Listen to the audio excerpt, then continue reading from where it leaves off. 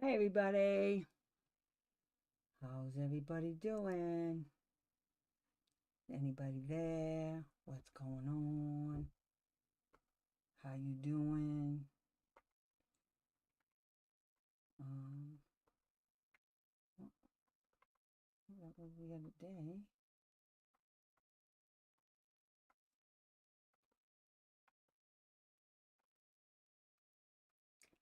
Hello, how's everybody doing tonight? So I got you on this Facebooky thing, so I'm trying to see. Okay, so that's in there. So where is it though?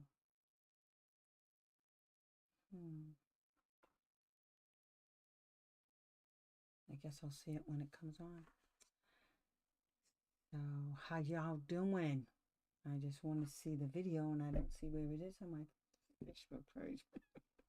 All of this technology is driving me nuts. Hi, I'm a girl. How you doing?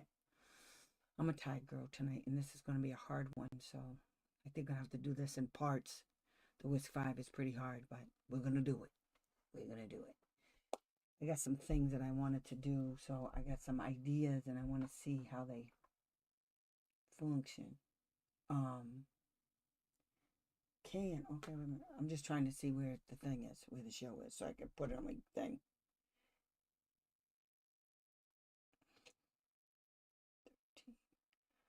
I don't know where my shit is. Oh, why is it right there? I don't understand. You're listening. Okay, so I guess I gotta tap on that. Is that what I have to do? I'm trying to find it. You're listening. I bet you're listening. It's gonna be good. You're gonna like it a lot. I'm just saying. You're gonna like it a lot. So I wanted to see this from Facebook, but I can only see it from Facebook on my phone. I think it's on my phone, but it's okay because I'll just do that. Put it right next to it. So you can see me on Facebook, right?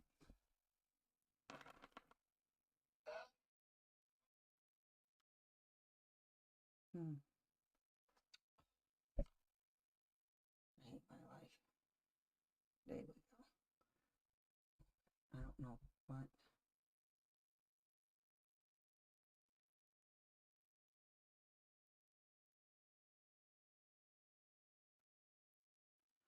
Tired of people texting me for stuff I already paid for. This is nuts. It's crazy over there. So you can see me on Facebook. I'm just gonna do this and then that way. Okay, how come? Okay. Whoop. Tired of people texting me for stuff I already paid for.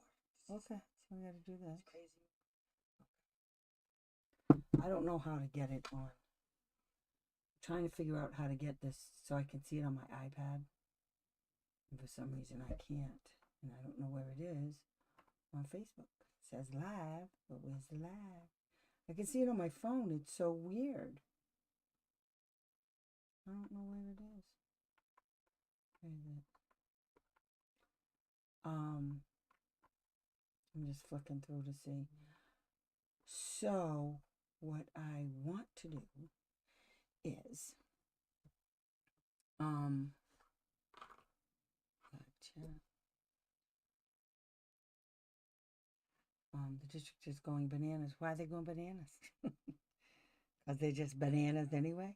Is that why?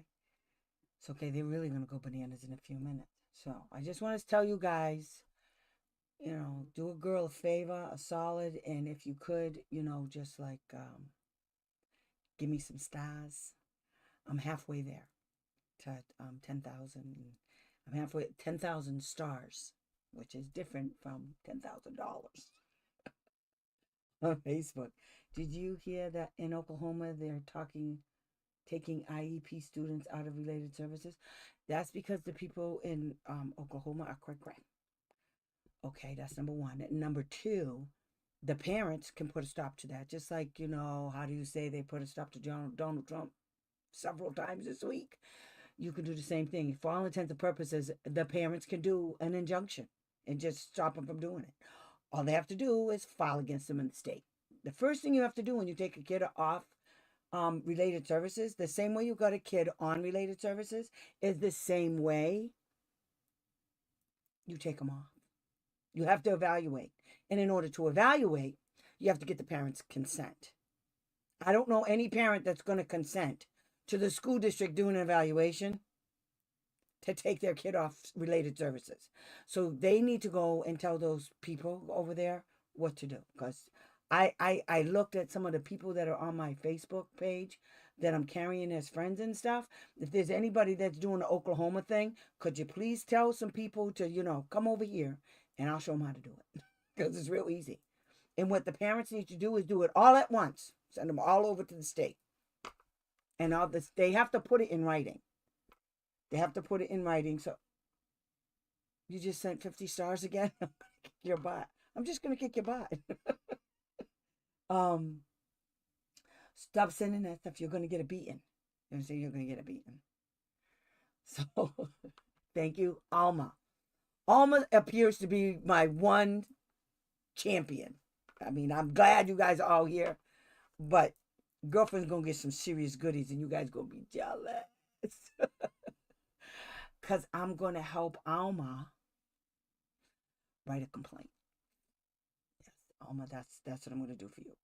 And what I wanted to see, I'm working it out in the brain, because what I really want to do is take your complaint and I want to do it live. What do you think? Because I don't have to put your information out there. I can have it here with me. You can tell me what you want, and I can show you what they did and what they didn't do and all that good jelly stuff. Okay? How about that? For being such a great supporter. I'm so happy. So anyway, and this is why I decided that when I first became an advocate, one of the biggest hurdles I had to overcome, you just sent me 100 stars. I'm going to beat you. Thank you so much, Alma. I really, really appreciate it. You guys don't understand. Do you know how much money it costs to do this? You guys just don't understand. Any support that I can get, I would greatly appreciate, because it shows me that you guys care, and it shows me that you want me to continue, and that this is relevant to your life and what you guys need to do. I don't care if it's $1. By the way, I'm going to be doing another thing that's called Buy Me a Cup of Coffee, and literally, you can donate $1. It's $1. And it helps me like buy different stuff. Coffee. I love coffee. We don't have a lot. We have one Dunkin' Donuts here, and the next one closest to me in this town is 20 minutes away. By the time I go there and get the coffee and come back home, coffee cold. Coffee cold.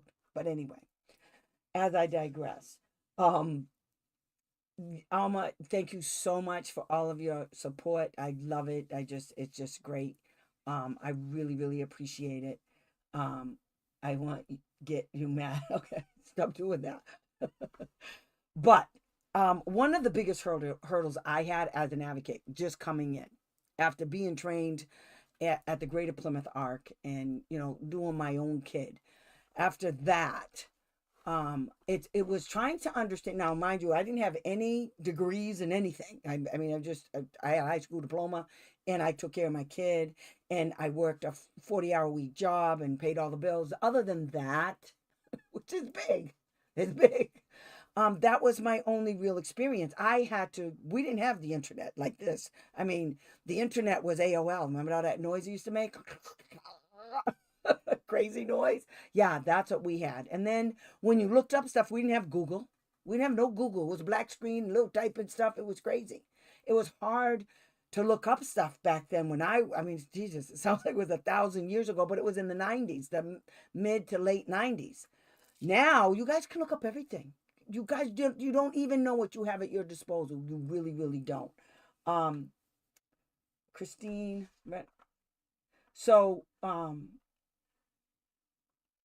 don't know if you guys wanted me to throw out your names. I just realized it just said one thing. But anyway, so I had a hard time. I used to go to team meetings and I was shaking because I looked at them like, I'm up against these people. They have all of these credentials and all, and I'm just like a high school diploma girl and just got a big mouth. And back then my mouth wasn't as big as it is right now. I was a little nasty, but I always felt like I didn't know what the hell I was talking about, because I had to go and find out what the disability was, how it impacts the kid, what does it do for, and before that, I mean, I wasn't even looking at behaviors back then. and how that impacts learning, and what all of that has to do with the kids. So, and I didn't have somebody like me. There was nobody I could go to. I went to in Massachusetts, we have the Federation for Children with Special Needs, and for all intents and purposes, they didn't really give us any training. And because most of the training should have been focused in on your rights and how you can navigate to force them to do their job. Instead, for me, my experience with the Federation was that they tried to steer you away from actually calling these people out and letting them know, hey, what the hell are you guys doing? So I don't know if I'm getting mad, and so the lights is changing, but I'm thinking I gotta get new lights for my videos. So anyway, so I understand what you guys are going through. The other part is I also understand that it's going to be difficult for me to have to explain this to you. So what I'm going to show you tonight is how I decided to interpret and use the information in the evaluations. Okay. And it took a lot. I mean, every time some kid, the one thing I knew was that the kids had to be evaluated by the school district first. And then we tried to get independence and all of that. I learned a lot of tricks along the way, and I'll show you them. But the first order of business is get your kid evaluated. And these are the tests that I'm going to show you are valid and reliable, technically sound, which is what the idea says. Okay. Now, if they want to use the teacher's opinions because of the kids' schoolwork, that's fine. But they have to also use valid and reliable, technically sound instruments because that information is objective. Whereas the teacher's opinions and how they graded your kid, that's all subjective. It has to do with the teacher liking your kid, not liking your kid. It has to do with the environment, when the kid was doing the work, when he was taking the test versus the kid's disability.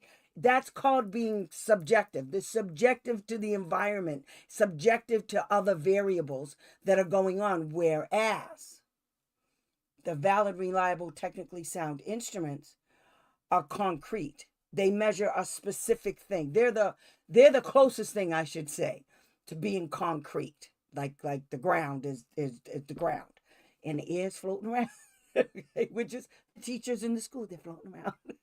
And I want hard concrete stuff. Okay, and that's what we need. We need a test to be done by individuals. Are you kidding me? Because of you, I sent my second SEA complaint. The state is going to be mad. Nobody cares. I like it. Listen, here's a rule for everybody. Make them mad. Okay? Make them not like you. Not by being belligerent and loud and obnoxious. Kind of sorta. But by knowing shit. Okay, come prepared to the meetings because they're not prepared for you. They're 100% not prepared for what's about to happen to them. And so you have to show up, really show up. And that makes them mad. Well, we're not going to what? Answer my question? Really? All you have to remember is a couple of things. Every damn thing they say no to, or give you a reason or an excuse why they can't do it, your next sentence is put it in writing. Put it in writing. Pursuant to idea. That's all you have to say. Put it in writing, pursuant to idea. That's all you have to do. They shut right up. They might try to talk you out of it. You say, no, you don't understand. You just said I can't do it because of yada, yada, yada. You have to put that in writing. You're refusing to provide my kid with FAPE. I'm saying my kid needs this because this is how my kid gets FAPE. A free and appropriate public education. Without this thing I'm requesting, you can't have it. And now I'm going to show you how you make that happen with your evaluations. Their evaluations. I'm going to show you how to punch holes in their evaluations. Parents out there do not, what they're missing, they don't. Oh, thank you. I try. Well, like I said, I've been doing this for a long time, and I'm telling you, you guys know, I get heated. As soon as I hear a story, I get pissed. It's just, it's unbelievable to me how mean educators can be, people that are administrators of education in schools. I just don't understand why. I just want one of them to tell me, why are you this friggin' mean? This is a little kid, for Christ's sakes. He just wants an education. He don't want you a firstborn. He don't want you to open a major artery. The kid just wants an education, so do the parents. And what you're saying is, the kid can't have it. Okay? And I'm telling you, I got stories that will blow your hair right off your head. Like you had a wig on. Just blow it right off. Every piece of hair in your head will be on the ground. Because they're nuts. And I've had nuts up to here, so I don't care anymore. I said, you know what? I'm going to tell them everything. And, you know, there are people that are on my channel that the more the merrier, okay? If anybody thinks, what I'm not going to allow people to come here and try to drum up business for themselves, okay? So I'm saying for the record, unless I say that person's name, I'm not endorsing anybody. I don't know anybody on Facebook like that, okay? So anybody that's coming here, unless I say their name, I don't know. And I've never known them.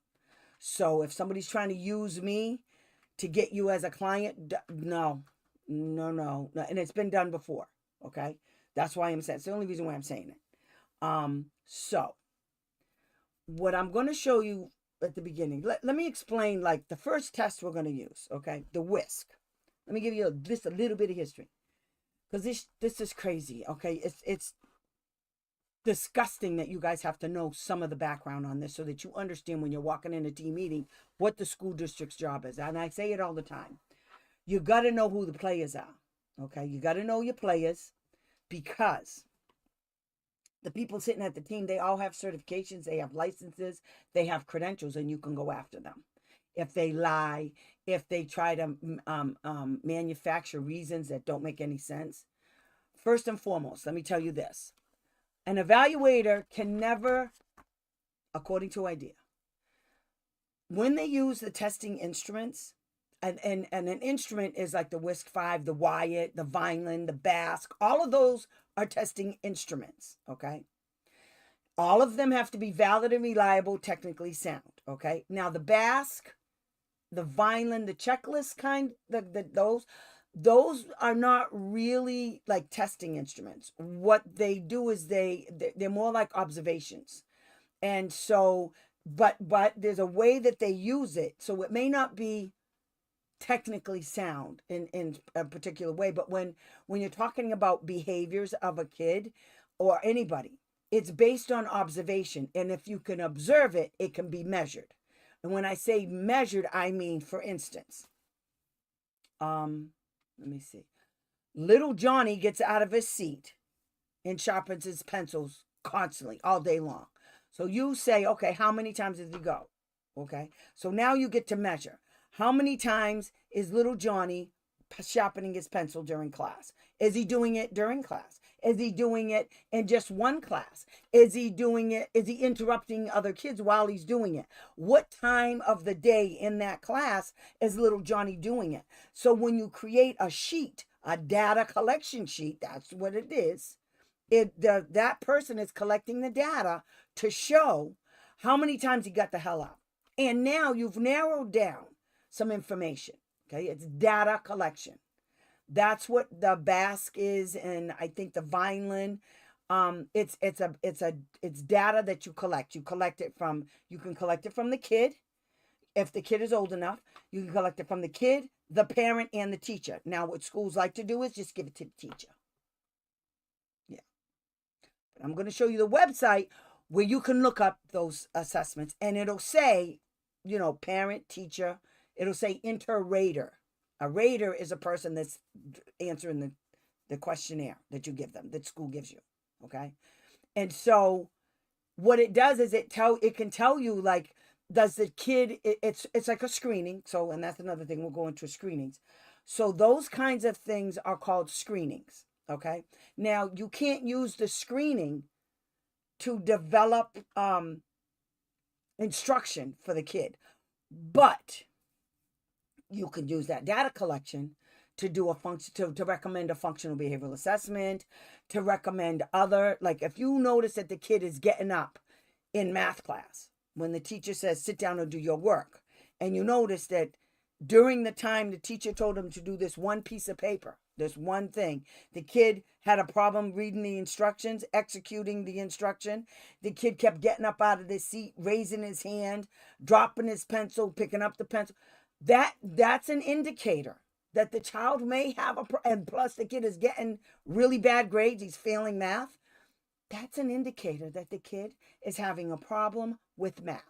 And so this data that they're collecting through the WISC and through a functional behavioral assessment will tell you, what I need you to do is I need you to do a functional behavioral assessment, and the target behavior is him getting up and going messing up, getting his pencil sharp and moving around, not doing his work.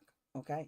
Not being compliant. There's a word and it escapes me right now and it's getting on my nerves, but the kid is refusing to do his work. In essence, the kid is refusing to do his work. And then what usually happens is the teacher gets pissed and the teacher throws the kid out of the class. And that's what the kid was trying to do. The kid was trying to get thrown out of the class so the kid is not embarrassed by the fact that he can't do the work. That's why you need data collection. That's why you need to look at your kids' report cards. Okay. You need to keep track of all the little notes that the teachers write to you. The BCBA abandoned services to my son. She did not give any brief on her findings. What do you mean she abandoned? She just stopped implementing the behavior support plan? Or she said he didn't need it? And that's okay, because I'll tell you what to do next. You just go get you one, girl. Go get you your own BCBA. You don't need theirs. You just tell me where you live and I'll give you some phone numbers. Okay? So anyway, so the assessments help you gather information about your kid's strengths and weaknesses. Okay, so what the goal is of the assessments, the technically sound instruments, is to identify the strengths and the weaknesses, and to bring the weaknesses up to the strengths. Okay, I've said this before.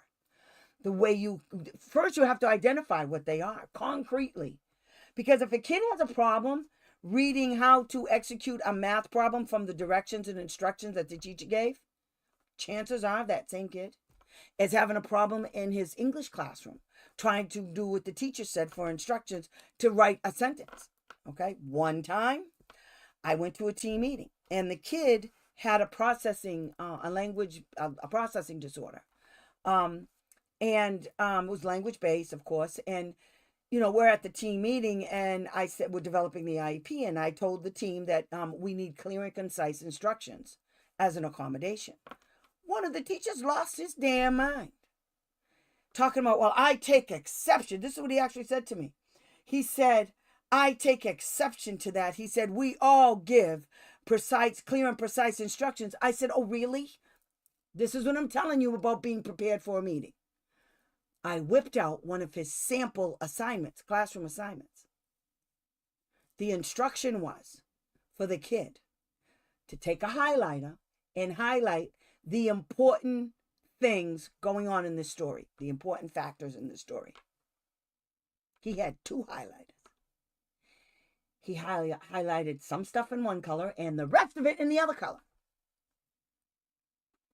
I handed that to the teacher and I said, Is this your idea of clear and concise instructions? Do you see? Here are the instructions. And I told him. And this is what he did. You got anything else to say, sir? He said, no. I said, thank you. Clear and concise instructions going in the accommodations. Yes. That's support. Those are support services. So you can that's how you're prepared. When you go to meetings, that's how you get prepared. You shut them up like that and they'll get mad. And you tell them, I don't understand. This is yours. I know what my kid can and cannot do because I live with him. So when I tell my kid to clean his bedroom, my kid goes in his room, he picks up one thing, he sits down, he starts playing with it. You know what? Kid probably has ADD. So what you have to do with a kid like that is you have to tell him, go make your bed. Take all the stuff off your bed, make the bed. You go in the room and you check. Oh, bed made. Good. Then you tell the kid, pick up all the toys, put all the toys in the toy box. Just toys, nothing else. Kid does that. You go back, give him 15 minutes, keep checking on him. Keep giving him directions. This is what the teacher has to do. I don't care if they like it or not. I don't care. That's why we have laws that protect people with disabilities. Okay? And we still have them, not believe it or not. They're still on the books, and people are getting in trouble because they think they could just dismiss them and throw them out the doors. Do you know how many people will be out of a job? Do you have any idea? If they throw out all these laws and all these people in this country, there will be no country. There will be no children. Okay? There'll be nothing. So they have to do what the law says. So what these evaluations do is help you identify weaknesses. So when I was an advocate and I didn't know a lot about this stuff, what I decided was, one, to teach myself about disabilities. So if I got a kid with ADD, I wanted to find out a lot about ADD. How, and this is what you do when you're finding an advocate. This is what you guys have to do. So what I did is OSEP, yes, they're still there. And they're fighting with all of the layoffs. So OSEP is still there. I think Valerie Williams, the head, she left before Donald Trump even got in. She quit.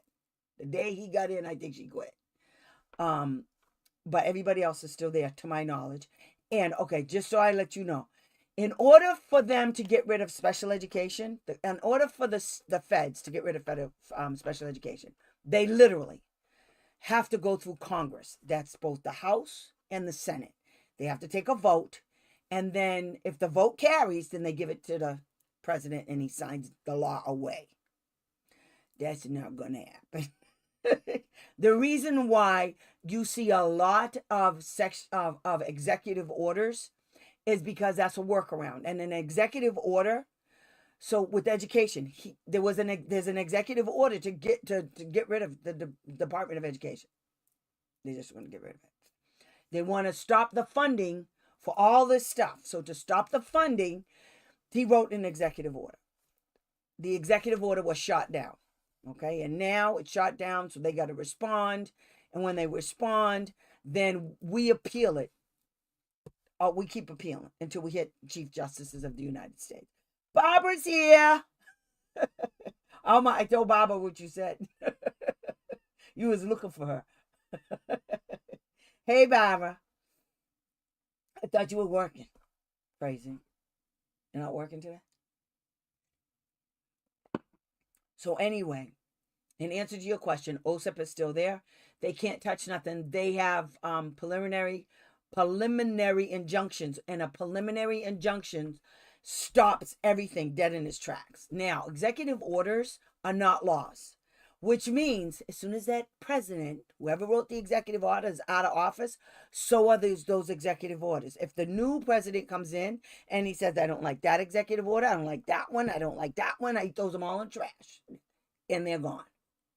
All gone, bye-bye, because it's not a law.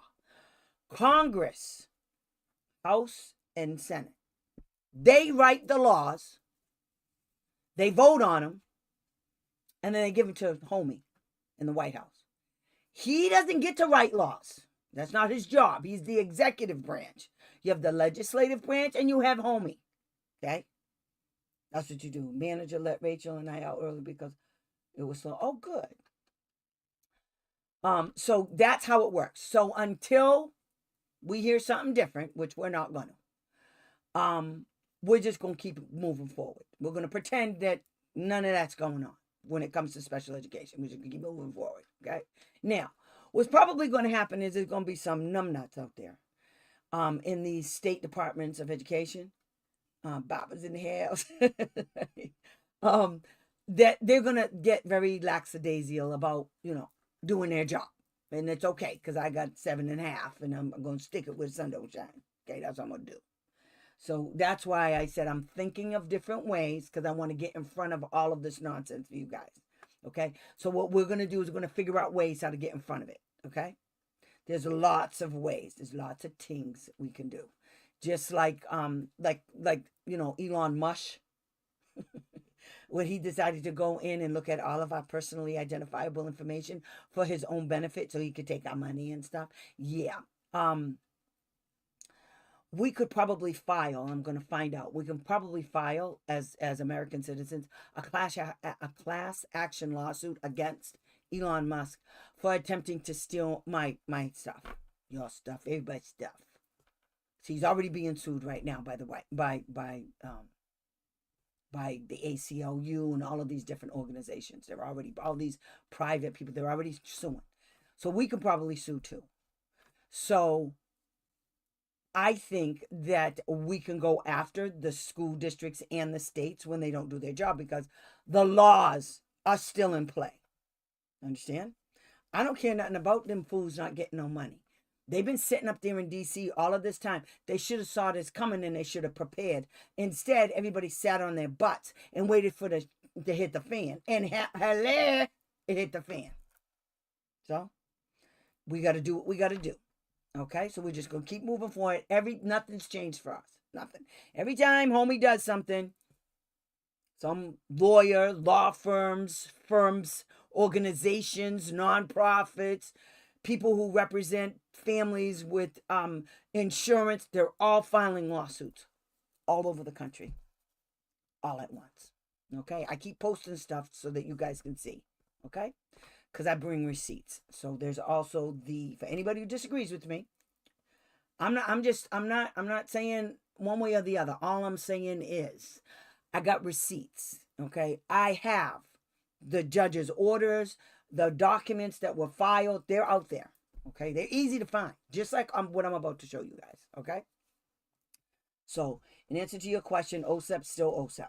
Okay, we got this. We just got to figure out who's there, and that's real easy. I'll figure it out. The last time he was in office, it was a shit show. I mean, we couldn't really get anything done until after he left.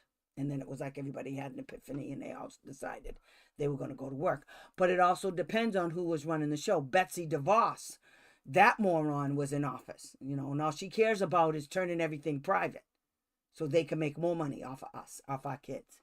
So, yeah. Homie. That's what he is. He's a homie. He's nothing else. I can't. Yes, I can't. Okay, so that's that. Now, when I was an advocate, what I would do, I told you, I would look up the definition of the disability. I'd do as much research on the case as I could. My cases, I don't play. Okay, when I take on a case, I don't just say, okay, I got your case. Your kid has ADD. Okay, let's go. No. I do research. I go look up what that disability is doing. Then I tell the parents, I want all of the evaluations. I want to read everything. Okay. Then I ask the parent a bunch of questions, and the parents always call me. Hello. I mean, I didn't charge anybody for telephone calls because I was afraid the parents were going to tell me everything, because they were afraid that I was going to charge them through the roof to be on the phone. On one hand, that was good. On the other hand, not so good for me, because I just pick up the phone and I start talking and yeah. So my parents knew that they could depend on me, that I was going to do my due diligence. And my due diligence was, if I'm going to represent a kid with a disability to get the kid services and supports, what do I need? I need information. I need data. I need evaluations. I need to talk to the parent to find out what the parent sees. Okay, then I need to review all of those documents. That's just the beginning. But when I got to the evaluations, they were hard for me. I was just like you guys. I'm just a parent. I worked at GMAC for 10 years. I mean, I did customer service. I do this. I didn't read this nonsense. Okay. Thanks to me doing that for 30 years, though, learning the stuff that I learned, I aced all of my classes that had to do with psychology. Every last one of them I aced. I especially aced ethics, both in my master's class and in my bachelor's. I aced it. Because it's common sense. I hate people. So anyway, so what I'm going to show you, this is going to be hard. So what I did is I'm going to break down as good as I can about what the purpose is of a particular, what it's supposed to be measuring. Okay, and that's why. How can I do this? When you go to a team meeting and they say, well, we're going to talk about the WISC-V, blah blah blah blah.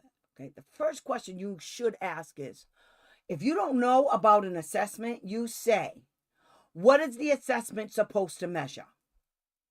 If they can't explain it, they don't know. That means the moron that did it didn't have any type of training, and that's typical.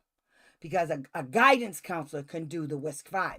But if I wanted to do the WISC-V on your kid, I have a master's degree in psychology. If I wanted to do it, okay, I could buy it. But if I want to do it and do it justice or just do it, I have to be trained. Pearson Clinical is not releasing that to me just because I have a master's degree. They want to know who trained me. They want to know where I got my training to analyze the information that I was collecting. That's what they wanted. But now what they're doing too, I just found out. And I'm going to show you guys a trick too. The assessments are being done online. And so all you have to do is actually input data. So if they take the test, you input the data.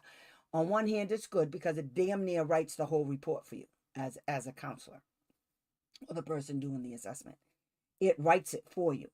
So what you don't really have to put in your analytical spin on explaining the numbers, okay, because the computer system does it for you, okay, the program.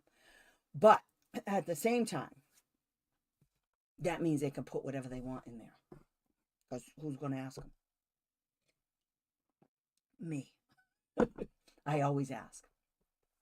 And what the rule of thumb is, we can't, the assistant director told me that goals do not have to be met. Yes, the law, you say the law says so. What are you talking about? Good. You write that up without any measurable goals, and then I'll file a complaint. And so you're going to put that in writing that it doesn't have to have measurable goals? Is that what you're telling me? Because 34 CFR 300 point, I believe it's 323 or 3. See, now you made me mad. Why you make me mad, girl? Okay, so wait. Now I got to go in and show you what the law is. Okay, I told you guys, whenever some idiot tells you some crap like that, well, you know in your heart of hearts, it just can't be right. Not that because you know what the law is, but because, you know, there's a law that protects these kids. Okay, it's 3-2.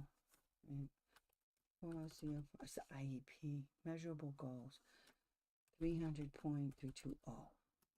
320? Yes. Okay, measurable goals. Where's that sucker at? Periodic report. Statements of related service supplement. Okay, wait.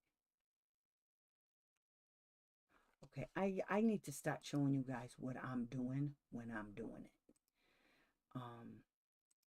Because you guys miss out on a lot. Okay, I know the laws, but at the same time, you know, you guys can go. I always give you guys links, and you guys can go in and look at the links. Okay, so here it is, 300.320. So I knew it was 300.32 something. Okay, so and it says definition of an IEP, and that's all you have to say, Alma. Really? Thank you, Barbara. So you say really? Well, that's funny because that's the exact opposite. That contradicts what the idea says. So I'll tell you what. I'm not going to sit here and argue with you. You write me an IEP full of statements that there's no way to measure them, and then I'll get it, and then I'll file a complaint because the IEP doesn't meet the federal criteria. How about we do that, dickwad? Excuse my French. Okay, so now what I do is I do a thing on my computer. I do, because I'm over here, I make sure I'm over here. Okay, so then I do Control F, and it does that. It does a little drop down menu. I don't think you guys can see it. You can't. It does a little drop down menu. Just remember Control F, and that's how you do a search. So what I'm going to do is, what was the question you asked me? Jesus Christ, I can't even. Measurable. MEASUR. And there you are. See, I typed it in the little box, and look what it did. A statement of measurable annual goals. There it is right there. Mm-hmm. That's what you tell. So, what you have to do, honey, is you guys have to learn how to bluff. You say, okay, no problem. Write it up like that. And then what I'm going to do is, as soon as I get it, I'm filing a complaint on it, and I'm sending it. I don't have to sign nothing to file a complaint. This IEP is not reasonably calculated. So you go ahead and you do you, I'm going to do me. And that's all you have to say. Say, okay, good. You do you, I'm going to do me. Because I know the idea and the state laws say differently. You know it and I know it. So you're telling me as a special ed director or the team chair or whoever the hell gave you designation to be here with the power and authority to do what you're doing? I know you're wrong. So let's proceed. And then you just make them keep going. And then you write that. Wait, hold it. So let me, just so I'm clear. Your name is, and what's your position? Okay. Is that in my attendance sheet that you were supposed to send me for this meeting? Is your name in it? And you just said you don't have to write measurable goals. Is that correct? Now you go get this other. Now they just gave you a thing. So now you got to go look and see if they did it in the other IEP. Because remember, you can go back a whole year. So you can include the new IEP and last year's IEP in the complaint. Just do one at a time. Just do one thing at a time and then nail them. It's recorded. I hate them. They're stupid. I served them a complaint the next day because of you. Good. Actually, I'm having fun with them. They do not. They're good. They do not. They don't know. I told you. Did I lie? All because of your. Hey, Elise. Tammy, what is the website you use? Okay. The one that had the laws in it. I think it's you. You ask me this all the time, and I'm sorry. Wait a minute. Let me go get it again. Okay, how do I do this? Oh, how do I do this? There it is. Okay, I'm gonna move this shit over. Okay, that's it. Oh, you can't see it because I got my big head in the way. Okay, so what I'm gonna do is I'm gonna do that. Okay, this is the main one. This is where you find everything. Okay, and I'm telling you guys, if you guys stop playing around with this, you will have so much fun. I use this. Back in the day, it wasn't even set up like this, okay? This is way easy. In my 30 years, this is the best one yet. Because all you have to do, like, see, anything having to do, here, right here, subpart D, anything having to do with the IEP is in this. IEP means evaluations, eligibility determination, IEPs, and the IEP program placements, educational placements. All of that shit is under D. Your rights is under E. Okay, and then you come down here. This is subpart F. That's all about the state monitoring and enforcement. Yeah, it's my favorite. So, what I'm gonna do is this. Okay, where is it? Full future. Okay, wait a minute. I'm gonna try to see if I can get. Okay, there it is. Okay, copy. Paste. Okay. What did I do? And I'm going to do this.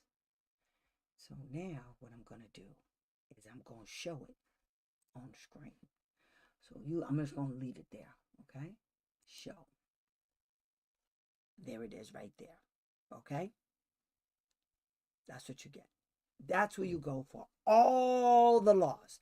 That's the table of contents. Okay. So anything that you need to look for, just go down that list. You click it now. That looks like it's little. It's huge. It's 307 pages of regulations. It's huge. It looks like it's little, like only a couple laws. No, it covers everything. Okay. So, in answer to your question, you go back and you tell Tutu Head that Alma. Thank you. I'm gonna have to beat you.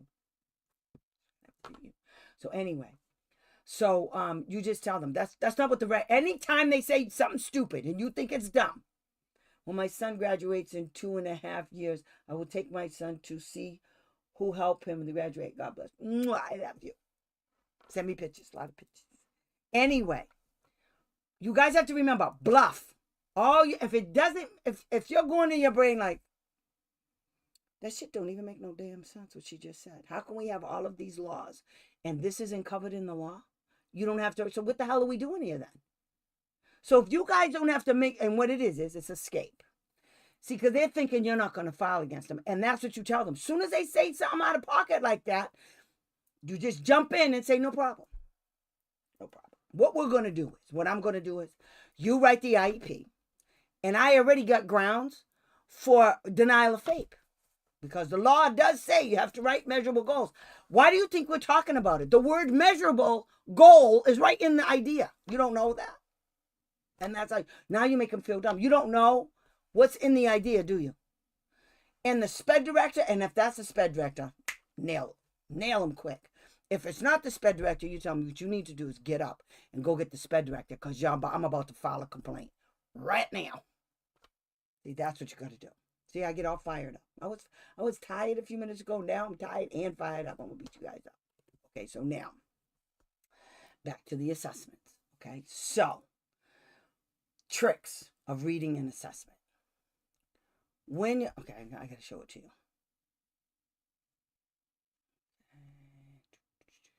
How do I do this? There, no, that's what I want. Okay, so I got to stop this. And I got to do it again. And screen share, and screen share, and here, and here. Okay. Now, what I'm about to show you guys is a lot of shit people don't know that's out there. Okay. There's an organization called Pearson Clinical. Okay. Pearson Clinical sells all of these assessments to people with credentials. So, this, go up here further. So, the word sample report, that they're talking about the kid they did this on. Instead of naming the kid, they just went sample. The kid's name is Sample. Okay. So, this is a sample report. So, when you get your WISC-V, this is kind of sort of what's supposed to look like. Now, the school district has to give you a free copy of the evaluation that they did. That includes all of the pages, not just the pages that the school district wants you to have, like just the scales, the scores. Oh, no. They have to have all of it. You have to have all of it. And if they don't give it to you, the reason why they're not giving it to you is because they don't want you to see the other scores. Okay? So, let me explain something about the WISC. So, maybe... Okay, so this is the WISC. This is your kid, okay? This kid was born, here it is, okay? The kid is, it's ethnicity. The test age is this, okay? And it's the sample. This is the sample report. You can get this for free off, I did. I just downloaded it. That's what you guys need to let these people know, okay? Why you say sorry? What did you do? What did you do that you're telling me sorry? So this is all the information you need. Okay, that's the front page. Okay, so then it goes down here and it tells you about. Can you guys see this, or should I? Because I can make this big so you can't see me, but you'll be able to see this. And you won't see me at all. But do you want it like this, or you want me to do it another way? Because I can do it another way. And Elise, is that okay? Did I put that there? So it's in the written transcripts for this thing, and it's right there on the screen. I'm going to leave it there throughout. So whenever you guys go in, you see it, just stop the screen and then just copy it. So you have to just copy it. All right? Copy and paste. Okay, so you can see it. So if I go over here, you can see that real good. You can see what I'm doing.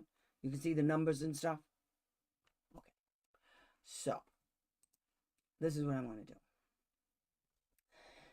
There's a page in there, and this is what you can tell them. Okay. Yeah, you want me to make it bigger? I don't know. You want me to make it bigger? Say it again, Elise. Yeah? No? Because I can make it bigger. It's just this. Oh, you can see it real good? Okay, good. All right, so when you get your page, okay, and it depends on the kids. They're big. They can be really big. So this tells you about what the WISC-V is. This whole thing tells you what it does, okay? What it measures, because a valid and reliable, technically sound instrument, in order to be deemed valid and reliable, technically sound by the national educational researchers and all of that stuff. Good, okay, good. they have to go through a rigorous protocols. They have to go through rigorous research and development and questions and from major people, the American Psychological Association. Everybody gets in on this, okay? And then they all come down and say, yes, it's a valid and reliable, technically sound instrument. That's what the WISC-V is. So this WISC-V, this right here, basically is telling you that this kid was given 16 subtests from the WISC-V for children, fifth edition. And that's another thing. You always want to make sure that they're using updated tests, okay? The fifth is, that's crooked, but the fifth is the most recent one, okay? Anything less than the fifth, like if they use the fourth, that's invalid.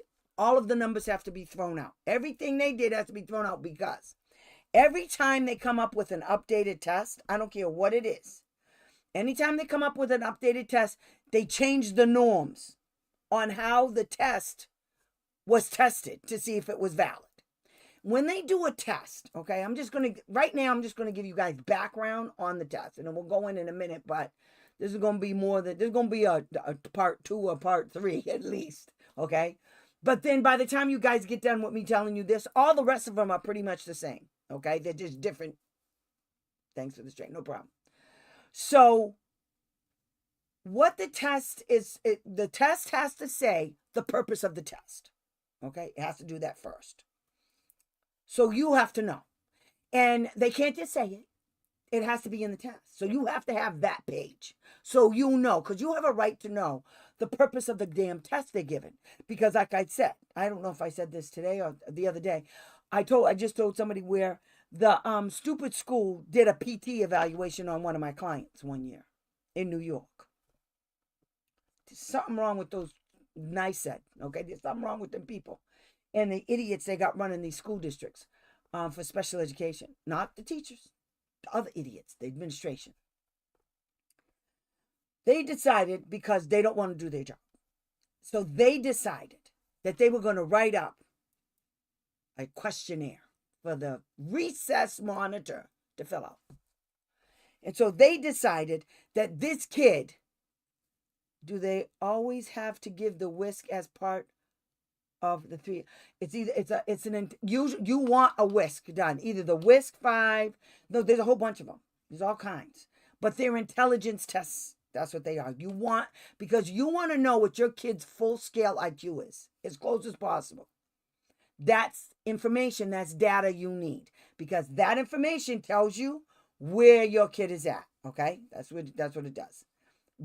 So if your kid's full scale IQ is really low for his age, then that means there's a whole bunch of stuff that your kid missed. The foundation for building his academic skills and everything is way slower than everybody else.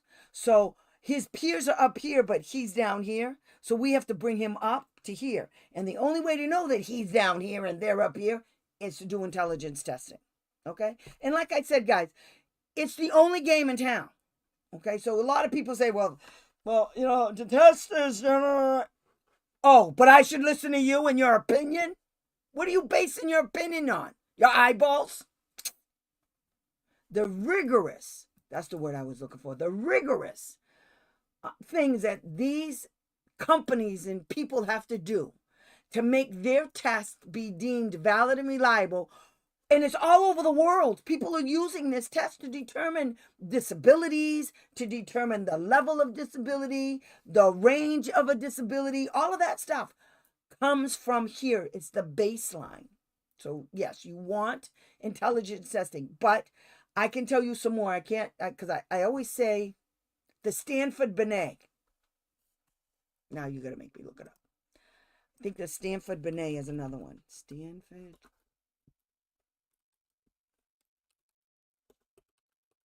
Yeah. Yep, it's an IQ test. Yep, it is. Okay, the Stanford Binet is another testing instrument for IQ. Okay, it depends. I love the Wechsler's testing instruments. Oh, they have a bunch of them. They have the WISC-V. They have the WISC-V, the WACE. They have the WIAT. They're all tested for different ages, and that's another thing you have to look at. That's why you have to know Do not. And when they say, well, you don't need to know that because we know that and our people are trained. I do need to know that, God damn it. You're the one. I gave you consent. That's another thing. Consent has to be informed consent. Informed consent. It's your right to have every single page of the evaluation. It's your right. It's your right for you to know what that stupid evaluation was measuring. The purpose of the assessment. Why did they choose that one? Okay, why? Now, here's the thing. So, and I might be wrong, but I believe, if my memory serves me, this is the way they determine full-scale IQ. Okay, the WISC-V primary summary. My son scored below. Yes, that's okay. Below average. You don't score below average. What is full-scale IQ? Or some of the subtests. There's 16 subtests, honey. 16. So which one? Was it working memory? Was it verbal? We're going to get into it, okay? And I'm going to show you all the different ones. Now, part of the assessment too is your kid could score high on one thing and low on another thing, okay? But see, and then that's a tell. That's why this data is so important. Even if you don't understand everything how it works, you will understand this. The percentages and the scores mean a lot. And if you do the WISC-V, okay, and you get this report, a report that looks like this, they will tell you what it means in the damn report. They will tell you how that benefits or it's a negative for your kid. In this particular one, this kid was pretty good in everything, straight across the board. High scores in everything. Another thing you want to look at, Alma, is, so let's say, listening. Okay. Listening, that's one thing, but it impacts everything. Okay? Because is it verbal comprehension? So if he's not listening and he's inattentive, that means he's probably ADD. Okay, that's one of the precursors for ADD. But without me looking at it, I can't tell you anything. Now, okay, wait, let me tell you this. Okay, when you get your thing, when you get your report, this is what I want you to do. I want you. Okay, so here's the full scale IQ. Okay.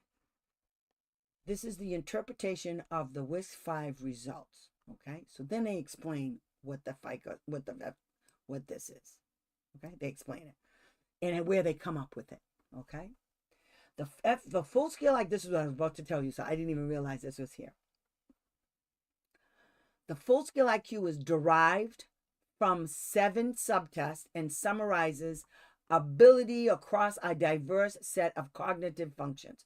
This score is typically considered the most representative indicator of general intellectual functioning. General. So everything in here is broad scores. That's why you need other stuff. Like you might need, if he has a low score in math, you want to do the key math test. If he has a low score in reading comprehension, then you might want to do the WIAT or the Woodcock-Johnson, and there's short testing that focuses in on these areas, okay? So there's tests that'll focus in, or screw it, and you just go get a neuropsych done. Now you go way in. You're leaning way in, okay? And I usually tell parents this when the school's giving them a really hard time about something stupid, or the test scores are all over the place. So in one area, kids high, next area, kids low. There's no middle, there's no warm, there's no nothing. It's all over the place throughout, okay? Throughout the testing, the scores are all over the place. So now you need a neuropsych. And what you do is you take the WISC, okay? Because the school district cannot just use one testing instrument to determine eligibility or special education in anything. You have to get all of the tests that I said I was going to show you guys. How do we answer these tests in original form? You say you ask the school district, you want your kid tested. That's what you say. And you want your kid tested for cognitive testing, which is this one, intellect. You want achievement testing. You want speech and language. You want OT and PT. All of the tests that I said we're going to discuss, you tell them you want all of that. You don't tell them Wait for them to send you the consent form, and then you say, that's wonderful. Now I'm going to need the name of the testing instruments that you're going to use. And they have to give it to you. Because, and when they say no, it's called informed consent. You come back here and I'll give you the law. It's called informed consent. So they want to do testing. You don't know if they're going to get the janitor to do the test. Because anybody at the school district literally can buy these tests. But what test, like I said, they gave a PT and an OT instead of doing the BOT 2 that measures range of motion for fine and gross motor skills. They just wanted to see if he could carry his tray in the cafeteria, if he could use the jungle gym, if he could push himself on a swing. That's all they wanted to know.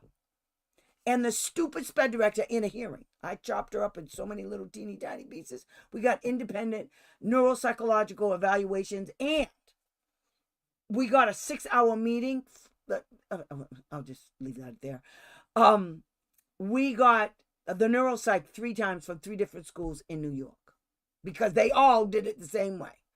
Nobody did the testing right, not one person. In fact, even when they told us we could get the independence, they gave us a list of all of the people that we could go use, which they can only recommend. You don't have to do it, but they had a criteria. Half the people on their list didn't even meet their own criteria, did not work within the perimeter of what they decided. One of them was actually dead. The woman was dead for 10 years. Dead. And so during the hearing, I looked at her and I said, I gave her the list. I said, did you give this to the mother? She said, yes, I did. She didn't know that I told the mother, now call every single one of those people on that list and find out where they are in their credentials and will they do it. And if they're still licensed. She did. They weren't. Most of them didn't even live in this state. They didn't live in New York. They didn't live within 250 miles of the school. They weren't licensed. They were retired, and one was dead. And that's the one I asked about first. So I said, she's available? Yes, she is. She is. She meets the criteria for the area, 250 miles. She said, yeah. I said, do you know she's dead? I'm thinking she can't do it. What do you think? And I asked her before I told her she was dead. I said to her in the meeting, in the hearing, I said to her, when's the last time you updated this list? Oh, it was updated within the last 5 years. Really? Yeah. So what about this lady right here? She meets her? Yes, she does. Oh, she does? Really? You know she's dead, right? She said, what? I said she's dead. And she's been dead for 10 years. And you left her name on there. You know, the mother got another consent form. That woman's name was still on the list. They're stupid. This is why I say I hate people. And I call everybody stupid. This is why. Stupid. I don't have time. I'm not even going to try to be nice about it. I can't. Look at the world we're living in. Okay? Let's look. We got Elon Musk over there trying to get his hands on everything having to do with us so they can steal all of our money. I don't care what anybody says. There's no reason for him to have it. He has no business in there. He's not a member of a cabinet. Nothing. Nobody cares in this country about anything anymore. Nobody. When you're done, explain this. Very important. I would like to ask a question, but I do not want to interrupt. Please let me. Okay. So wait, let me just do this part first, and then I'll go back. So it's my understanding that, okay, so this says the full scale IQ. What they do is they take all of the tests that they did on your kid. Okay, so say there's 7 tests. So they add them all up. They add up the scores. This is how they come up with the full scale IQ. They add up the scores, okay? And then they divide that by the number of tests. And that's how you get your the full scale IQ number, okay? So, which they don't tell you about how they literally add them up together and stuff, but I actually ask a school psychologist that. I'm a psychology major, but we didn't do the testing because I wasn't going to be. You have to go for a PhD to do this. That's another thing. In order for an outside of a school district to do like the WISC-V, other than a guidance counselor, you literally have to have a PhD in psychology or some field like it because it's a special skill to know how to interpret these scores. The only thing I'm interested in as an advocate is where are his weaknesses and how does this impact his learning? Okay? That's the only thing I'm interested in. Because the rest of that, for a person who, that's how they came up with the scores. What they're telling you in the report is what they found when they did the testing.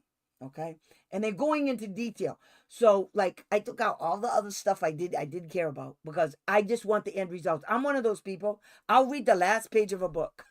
My girlfriend sent me a book recently, and it was about twins, and it's a long story, but it's about soulmates and stuff like that. And I've had this relationship with somebody, and she said, "This is you, this is you." And so when she sent me the book, I went straight to that chapter. I ain't read the book since. That's the only one I read. She said, "No, you have to read it all." I said, "No, I just want to know this part." So what I do is I go straight for the money.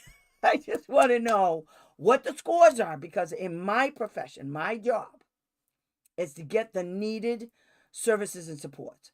And the bottom line is, if the kid has a low score in reading or verbal comprehension, chances are the kid's going to need some help or supports in place, goals and objectives, depending on how low it is. The lower it is, the more intensive the services. That's how it works. But the problem for you guys is, as was for me, Sample's IQ score is in extremely, okay.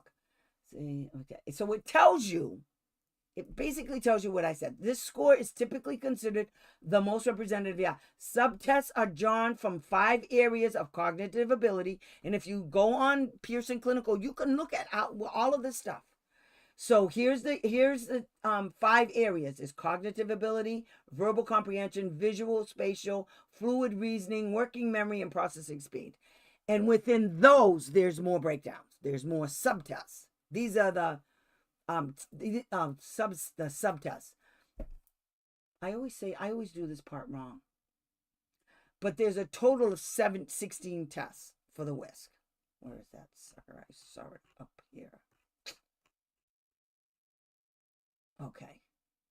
Sample was administered 16 subtests. Okay. So there's 16 subtests. And if you read in here, okay, about the scores and for this kid, this is all about this kid, this section right here. Okay. Whoops. That's all about this kid, all of his scores. Okay. So it talks about where he was in those subtests. Okay. And then and that's at the beginning of all of them. This is how they have to be written. This isn't like, well, this is the way they did. This is what WISC, the Wexler people said, this is how you do my test. This is how you administer. According to the law idea, you can't take a test, a school district can't take a test like this and say, yeah, but, I don't want this one. I don't want to do this. I don't want to interpret it that way. They can't do that. They have to administer the test in the manner in which the developer instructed them to do. Okay? I know this is a lot for parents, but you need to know that, because I'm telling you, the crap that they came out of their mouths when I was an advocate, it was just, I used to just look at them like they're nuts. And then I would cite that law. You can't do that. Show me where it says you can take out subtests. One time in one of my kids, they did the WISC-V. So they said in the report, we were getting a neuropsych done. And this was in Massachusetts. We're getting because of the test was so shitty. I mean, the kid's scores was all over the place. And I saw something where I'm like, this kid either has autism or he has a language-based learning disability, communication, he's nonverbal. There's a whole bunch of stuff that came out of those test scores.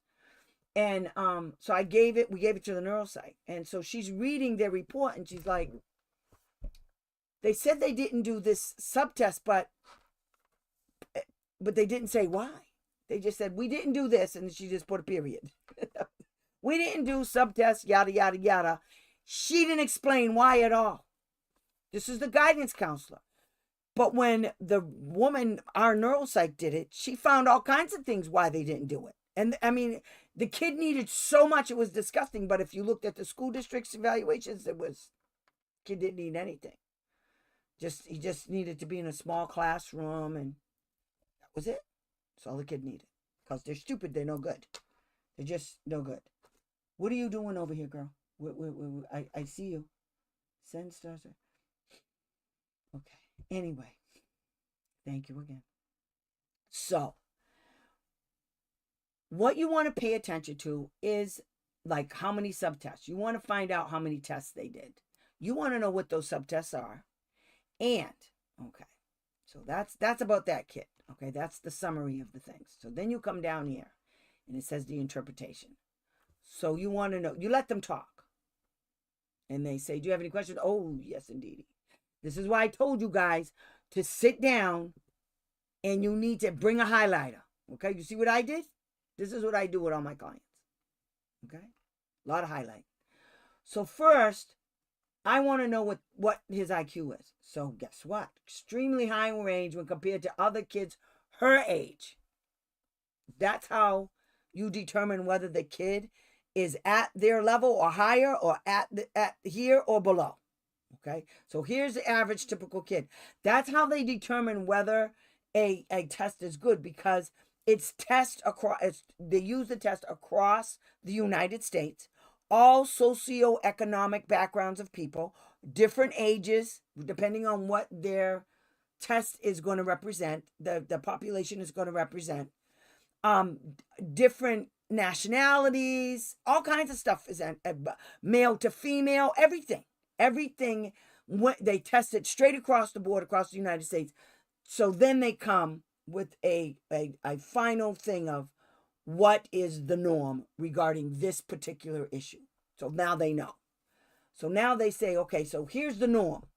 And if this is the norm, your kid is either going to be right where the norm is, average, or your kid is going to be high, or your kid is going to be below. Okay? So that's what these tests are. So when you look at the WISC-V or any test, you say, okay, so they decided this is the norm. And that's what you ask them at a meeting. You say, what's the norm for this test? And they'll look at you like you got 14 heads, and you say, so let me get this straight. You gave my kid a test and you don't know. So do you have high and low on your test? Yes. So if you have high and low, then what's the norm? What are you comparing the high to? How do you know it's high and how do you know it's low? You got to have the middle. You got to have the number right here. If you don't have the number right here, then you don't know if the kid's high or low. You're missing a component. Okay? That's how you explain. And I'm telling you, I did it all the time. When your brain starts working like that, it's really cool. Because then they're looking at you like, how did she know that? How did she come out? And the school counselors, they don't know what the hell I'm talking about. They're looking at me like I got 14 heads. When they can't answer you, it's because they played with the test. Okay. So they're saying here that this chick, her full, okay, so you have full skill, performance, and I forgot what the CI is. But her full scale IQ is 132. That's good. That's high as hell. Okay? That's pretty good. A smart little kid at 10 years old. Okay? And then it tells you, it says, although the WISC-V measures various aspects of ability, a child's scores on this test can also be influenced.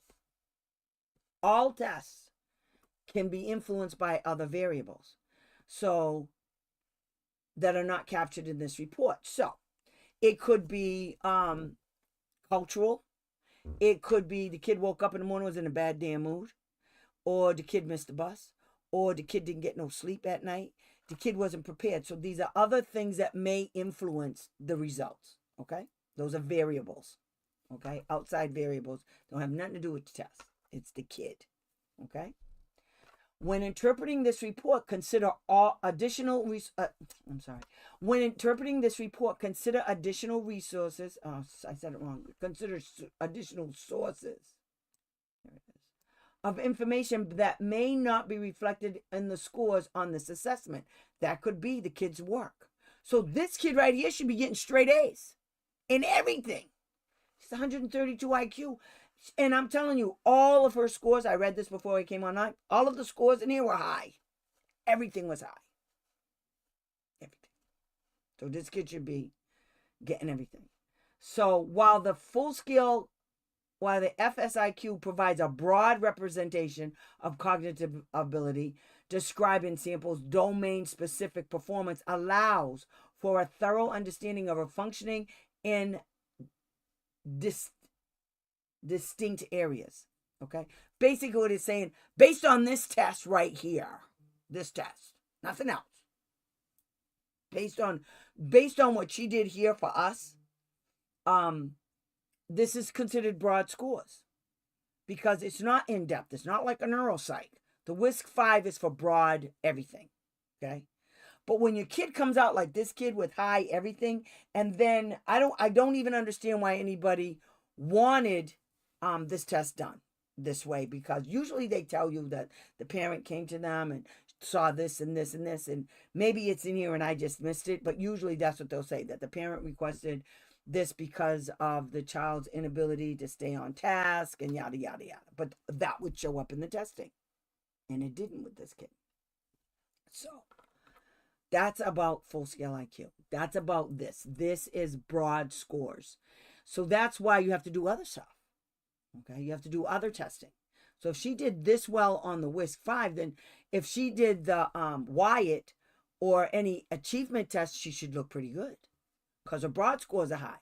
The only way her broad scores would be high, but the achievement set for math, say, would be really low, is because of this. Is because somebody fudged the scores. Everything supports one another. Every one of these tests support each other. Okay, so if the kid is doing really good on the WISC-V, like high, then all of the other ones should fall in place. So let's say she had a low score with verbal comprehension. Then verbal comprehension would show up on the achievement test about reflects her ability to verbalize concept, think about verbal information, and express herself using words. So this would show up with achievement testing that has to do with writing essays, classwork, that has, I'm trying to think of the testing that this could, achievement testing. It would have to be an achievement test, which has to do with reading, writing, and understanding instructions. All of that would fall under the achievement testing, okay?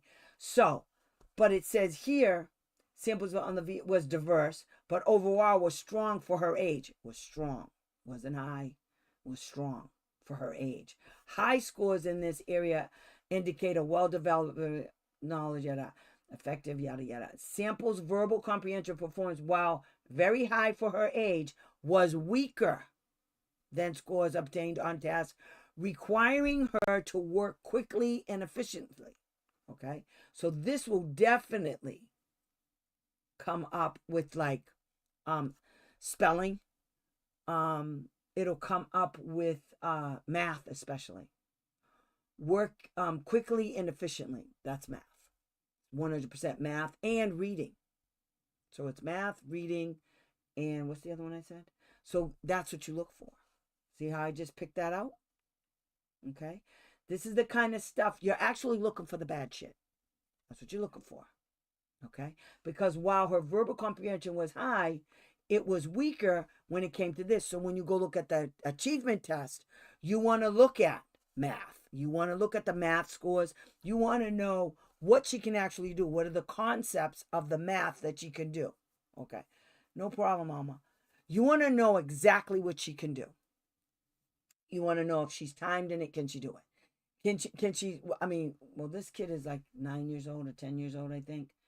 So whatever they do in school that's timed, then that's what you want to look at in the academics.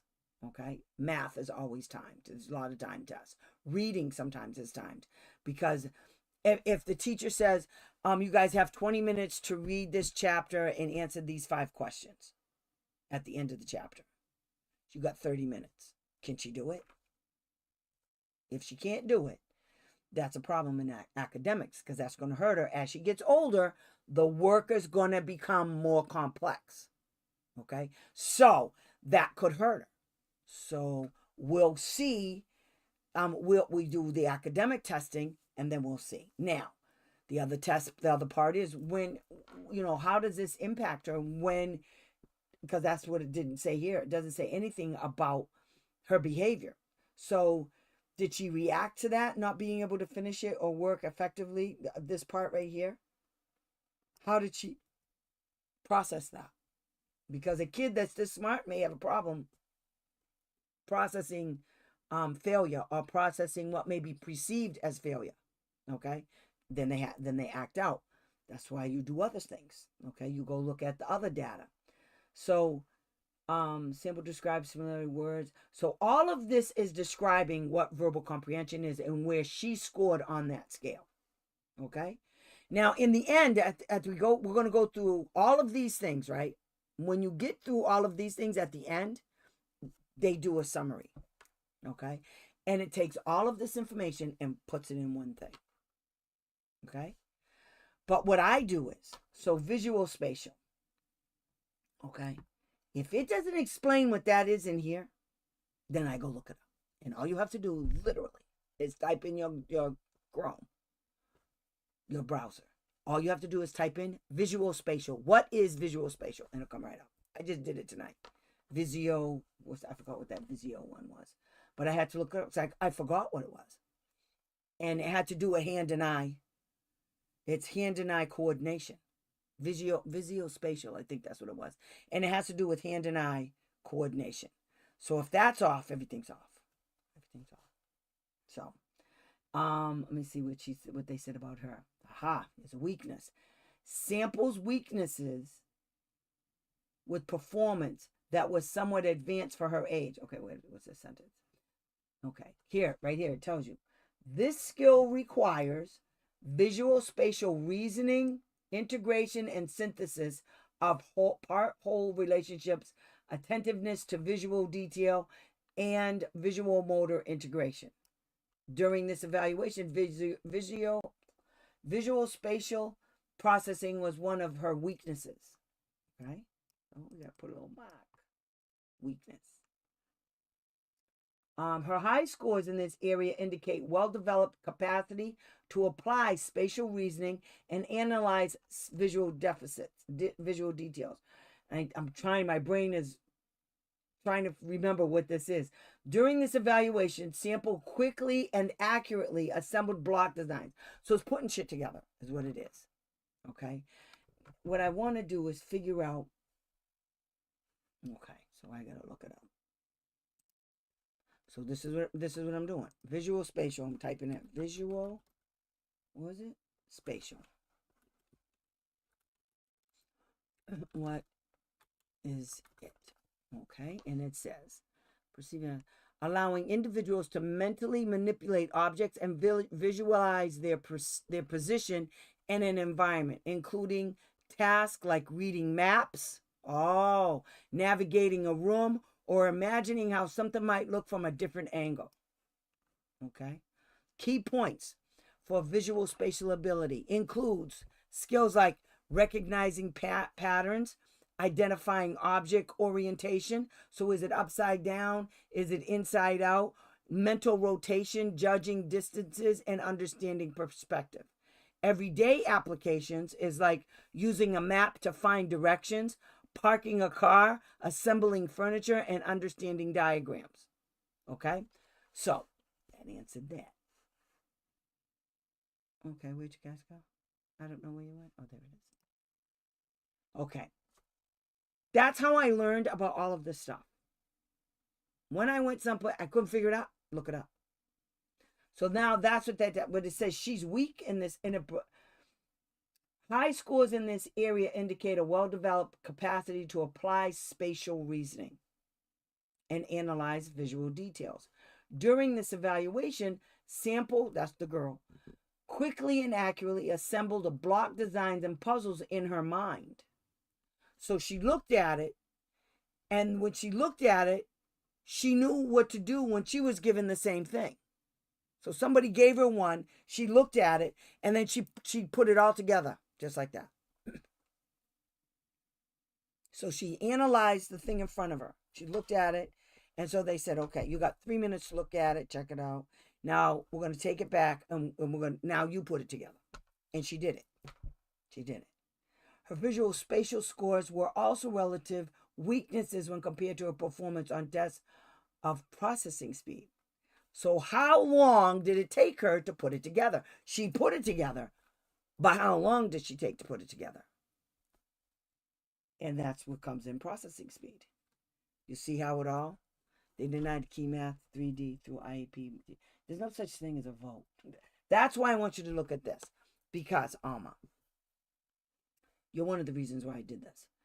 Because what you're going to do is when you file the complaint against them for that, you're going to pull out this information from the test. You're going to say, I don't even know what that means. You can't have and what they have to do is, they have to put it, they can't, okay. Now I got to do this. Okay, let me show you guys something else, okay? Okay, when you ask for an evaluation and the school district says no, that's a denial of FAPE. And they have to put it in writing right away. Can't wait. They got to put it in writing right away. Okay? So, let me do this. Where's my other one? The only one? No, there it is. Okay. So, I got to do this. So, and here we go. And here we go. And here we go. Okay. Put me over here. Oh, not like that. Okay, I'll do that. Okay, so this is prior written notice. Okay. Prior written notice as it pertains to when a parent asks for an evaluation. Okay. Wombat. They're wombat. So 34 CFR 300.503. This law right here is your best friend. Everybody's your best friend. Let me tell you how this works, okay, since we're in here. Okay, so when you request an evaluation, okay, the team can't decide by themselves. And when the team does decide, that's okay, because this is what you do, okay? First, let's talk about what prior written notice is. So, prior written notice is a notice that meets the requirement, Part B of this section, must be given to the parents of the child with the disability a reasonable time before the public agency refuses to initiate the change of an identification, evaluation, or the educational placement, or the provision of FAPE. They refuse you.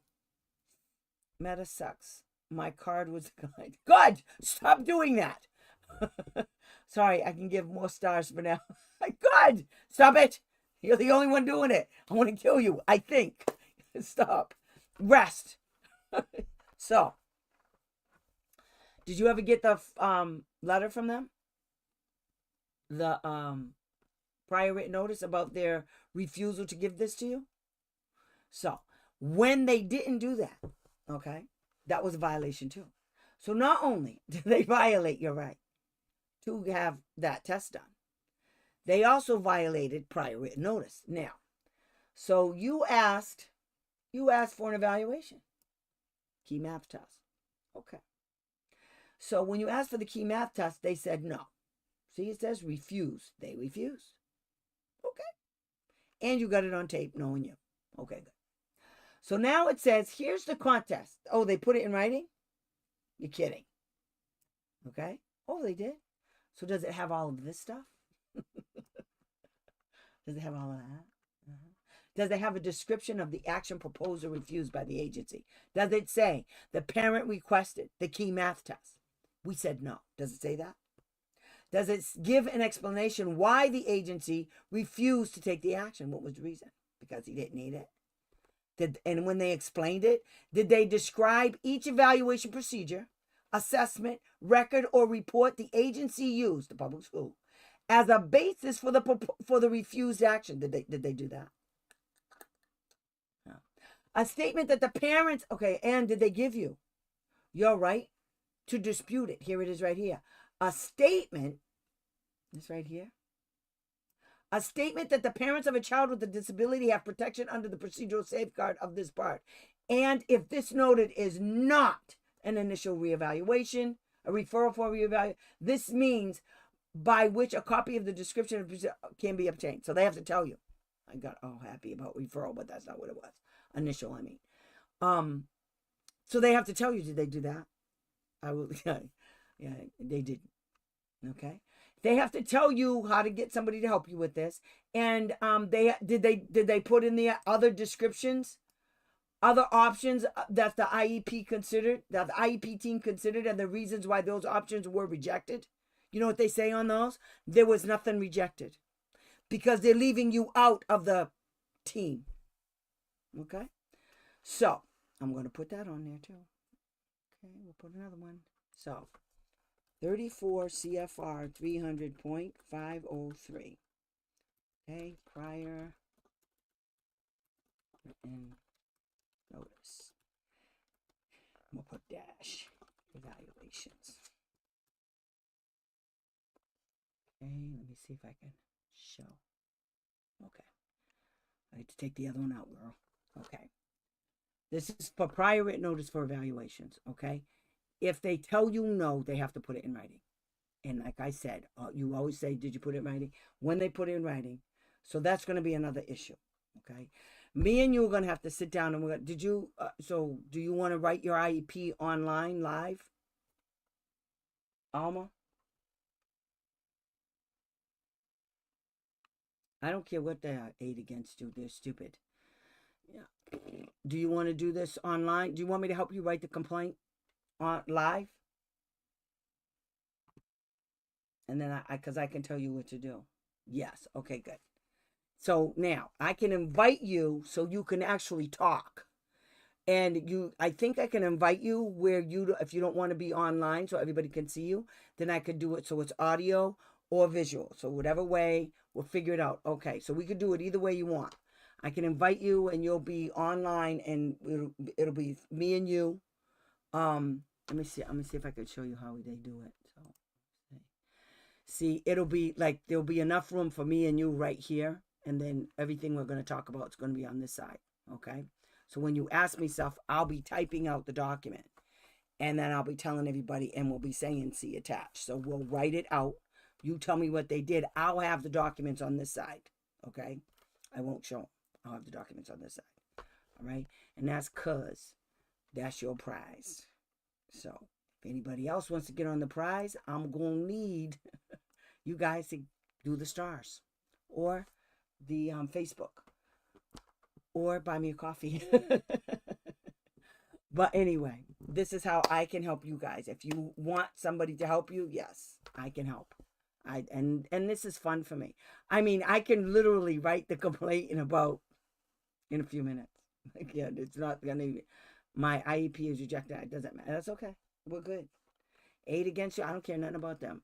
When I get done, you're not gonna. You don't even look at the numbers. When you guys go in there, don't look at how many people are sitting there, because that's the way they intimidate you. You know what I do? If you're not doing it now, let me tell you something. And it threw them for a loop when I started doing this. I started doing it before COVID, and I loved it ever since. What I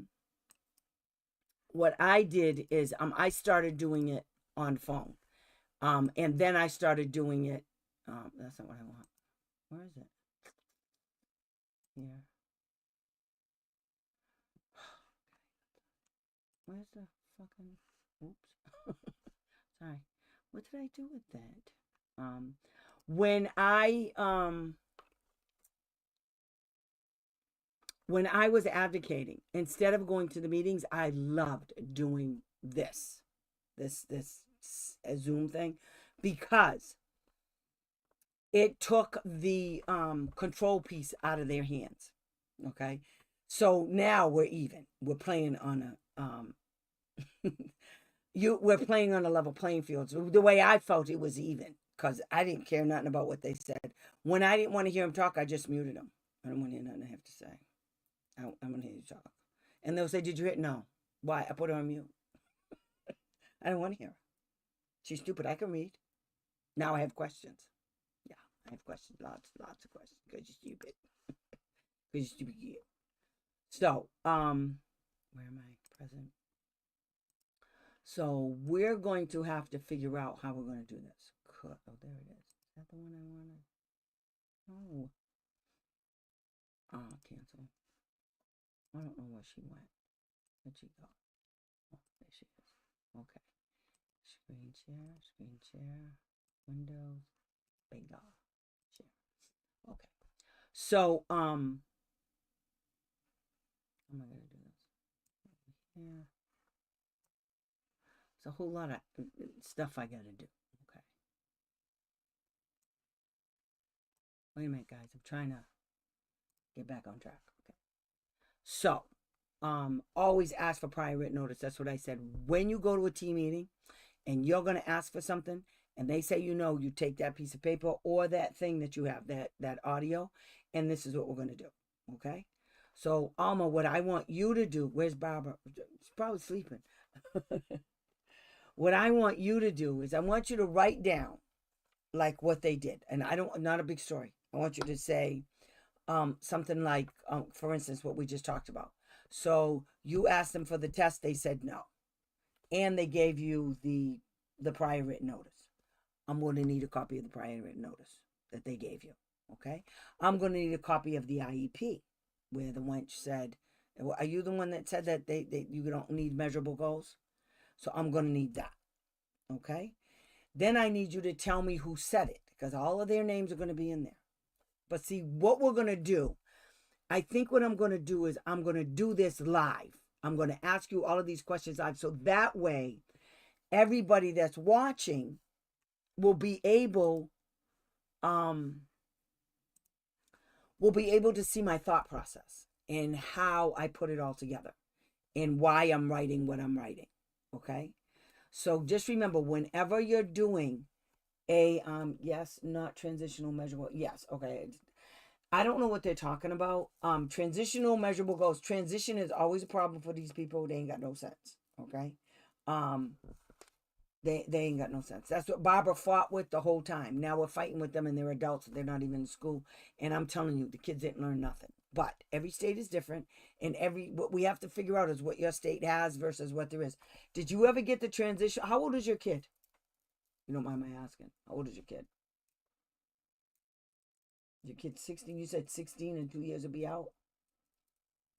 Because yeah. So what we're going to talk about is what you actually need. And I'm going to tell you beforehand what to do. So what you want to do is you want to tell them you want a transitional assessment. And he's 16. Okay. You want a transitional assessment done on your kid. And I will show you. Go look at one of my videos. It's all about transition. I have a few of them. And in there's a link to the age appropriate transitional something. Go look at that because it tells you all of the assessments and areas you need. See this, Barbara? All of the assistance you need, all of the testing that you can ask them for. A couple of them you can do yourself online. They're free. Like I know a couple of them I've done for the kids, and I can get the one is the ONET, and that helps them identify what they want to do when they grow up, because what they're supposed to be doing is identifying what your kid wants to do when they get out of school. And so once he tells them, like, he wants to be an artist, let's say he wants to be an artist. So what they have to do is they have to give him information. They have to help him develop that more and bring up that skill. Well, do you want to go to college? If you want to go to college, like, where do you want to go? What do they say? Like, they're supposed to be helping him navigate this. I asked for the AFLs. What did they say about that? Said no. Because, yeah, the AFLs, you could get the AFLs done. So if you asked for the AFLs, but they didn't put it in writing, then we're going to get them on that too. Because you haven't, did you record it that you asked for the AFLs? Because that's cool. So that's 2 tests. They said no to, and he's 16 and they're stupid. People. Why does everybody have to be so stupid all the time? I just don't get it. You can't, it's an oxymoron. You can't say you work for the public school for education and you're dumb. You can't.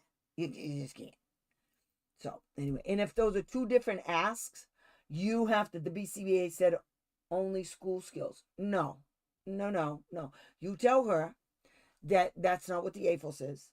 And you tell her that you want community participation and you want, there's like 6 books. Okay, so what I want you to do is bring that. Okay, bring that. And the next time we're going to work it out where we're going to, everybody, we're going to do an online complaint for girlfriend. That's what we're going to do. Okay. But I have to look for an independent for the AFOS. The AFOS is easy. You don't need a BCBA to do the AFOS. The AFOS is not that hard. I can help you find somebody. You need somebody that's, you need a person that knows about transitioning. Let me I usually had people who are BCBAs that did it. You can go to the doc. Oh, I got you. We can talk about how we can go look up stuff. Okay. You just have to look up stuff to get an AFOS. It doesn't, the AFOS is one of those tests that's right on the edge, but it gives so much data, so much detailed data. And that's what you tell them. In the complaint, we're going to tell them all the things your kids can't do. We don't know if we could do it because they're refusing to do the testing. Now that's how you get them. Okay, that's how you get them. Okay, but does the doctor even know what the AFOS is? What you should be doing is you can talk to somebody who knows, who does stuff with kids with autism. They always do the AFOS. Usually it is like a BCBA. Even a registered behavior therapist can do it if they know how. And it's online. I used to do it, but I could do it. I have to go research it because now they set it up all different. And I'd have to put your name in and your kid, and we just sit down and we just ask them a whole bunch of questions. That's all. But I can have the report. They ran the report and everything. It was great. I did it for a few kids. So we could do that, and then we can find out exactly where he is. With community living, and there's a whole bunch. There's 6 books. Independent living skills. That's the other one. You want community participation and independent living skills. That's what you want, really, for him. You already have the other testing. So you want the independent, because you want to know, like, okay, good. So can kid take a bus? How's he getting to and from work? How's he going to work? Where's he going to work? When does he go to work? Is he going to college? Is he going to work? There's a lot of things to consider. So, anyhow, I have to get my thoughts together about you. So I'm probably going to send you an email, okay, and about what I'm going to need you to come with and what you're going to need to send me so I can look at it and help you decipher some of this stuff. Because what I'm going to do is I'm going to look at your stuff offline. And then I'm going to write down a bunch of things that I see, okay, and how you can get them. So first I need to review the records, and I'm going to look at them.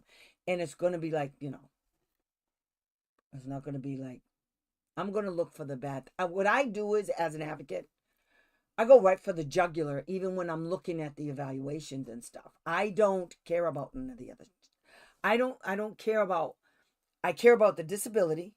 How does this disability prevent him from doing this, this, and this? That's what I look for. That's what everybody should look for, because those are weaknesses. If something is preventing the kid from doing this, this, and this, then that's a weakness, and we got to raise that up. We got to give him the opportunity to have the skills he needs to learn how to do stuff on his own. And it's not that hard. It's just not that hard. Okay? So once I read some of the stuff, and if I have any questions, then I can ask you. So the goal is to do it next week. But if I'm going to need more time to look at some stuff, and I only want you to send me what I'm telling you to send me. I don't want to see no notes. I want, one of the things I'm going to want is the IEP, the one that they just gave you, and the one before. Okay? And I'm going to need, because that's the measurable goal part. Okay? We're going to see if they just do this because I can file a complaint against the entire district. That includes your son. Because that's the way they write IEPs, like they ain't got no damn sense, which is my favorite thing to do. Okay? And the tape recording will just help that. So, but we're not going to play the tape recording, but measurable goals, that'll be one. that I'm going to look at. So I'm going to need the 2 IEPs. Last year's IEP, the one before the one you just, it's 2 IEPs, the last 2 IEPs. That's what I want. Okay. I'm going to need the prior written notice letter. Okay. And the evaluations that they did.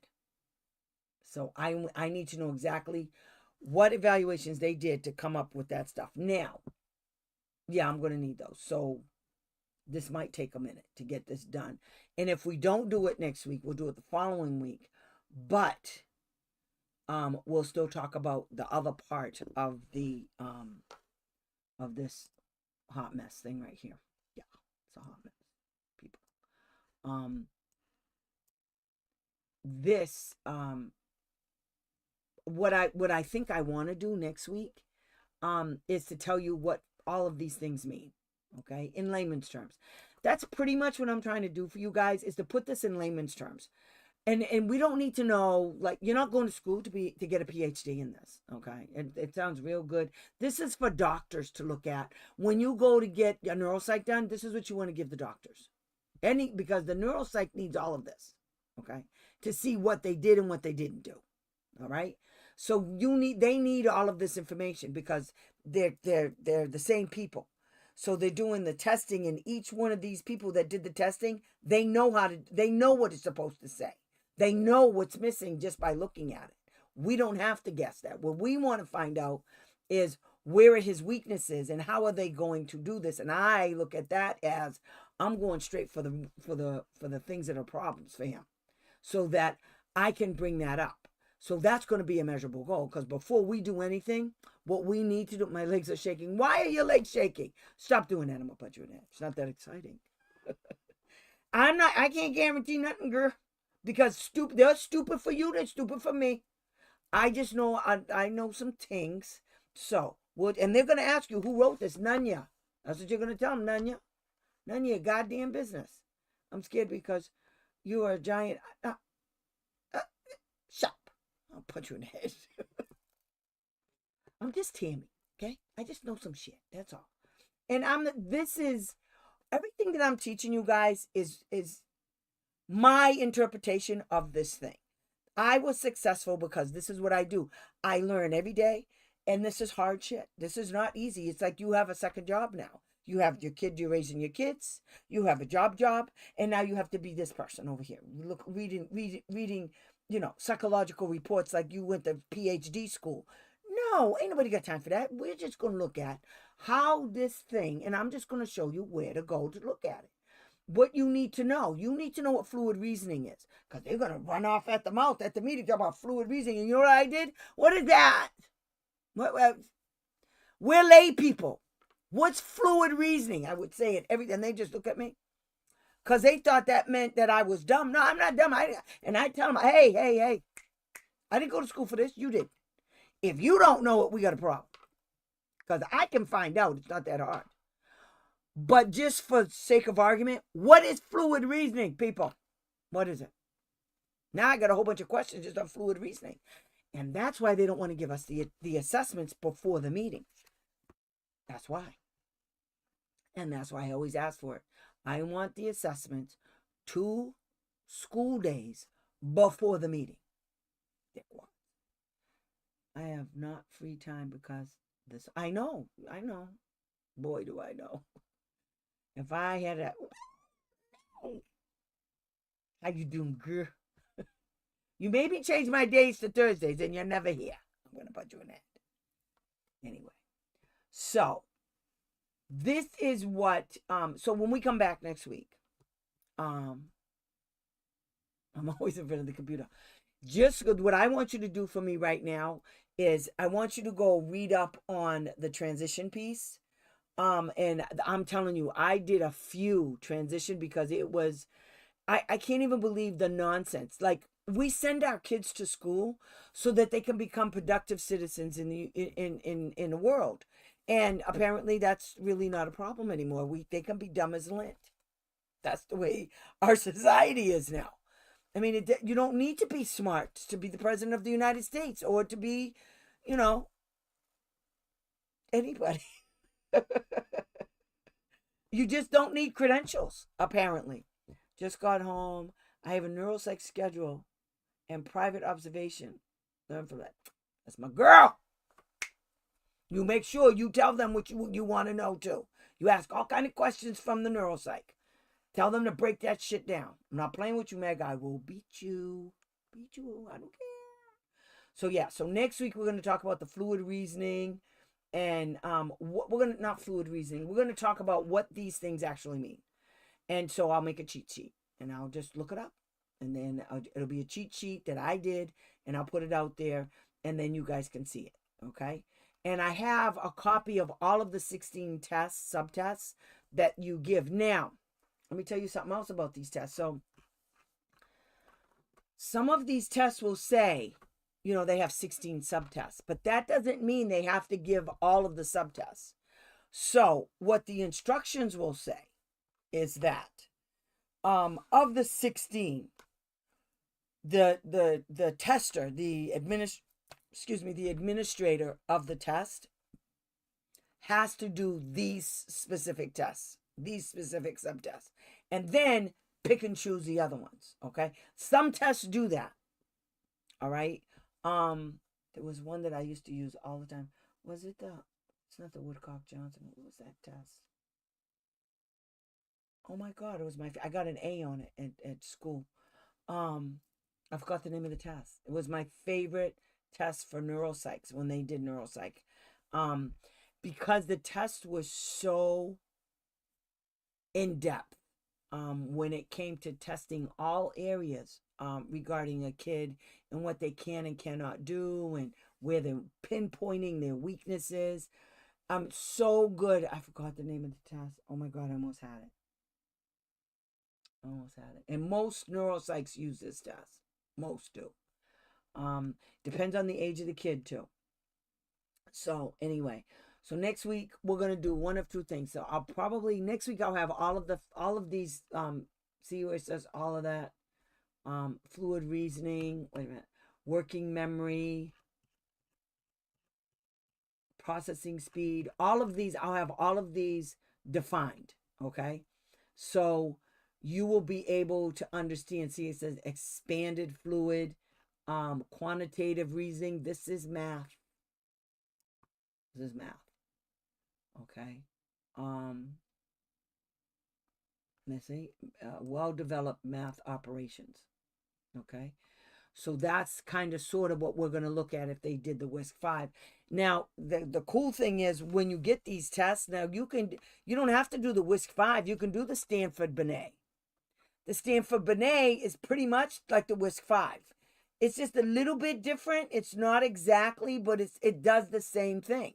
So it'll have the same type of subtests. It'll have the same type. It might be called something different, but it's pretty close.